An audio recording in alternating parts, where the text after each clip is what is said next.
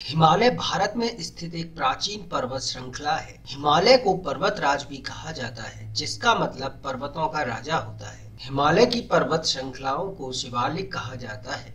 हिमालय से अनेकों नदियां और झीलें निकलती हैं, जो मनुष्यों, जानवर या पेड़ पौधों के लिए हितकारी होती हैं। हिमालय को दुनिया का सबसे युवा पर्वत माना जाता है, पर सबसे बड़ी बात यह है कि हिमालय का निर्माण हुआ कैसे।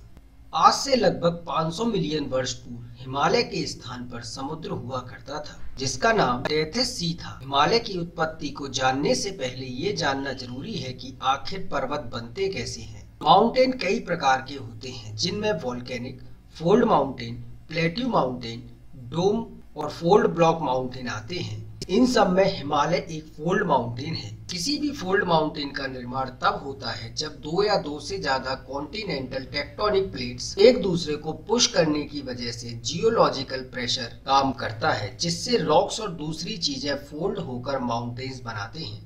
हिमालय के पर्वत कोई एक पर्वत नहीं, बल्कि एक ग्रुप है, जिसमें trans Himalaya, greater Himalaya, lesser Himalaya, outer Himalaya और पूर्वांचल हिमालय आते हैं। हिमालयन रेंज का निर्माण इंडियन प्लेट और यूरेशियन प्लेट के कोलिजन से हुआ है। भारत की सबसे ऊंची चोटी को गॉडविन ऑस्टिनिया केटू के नाम से जाना जाता है।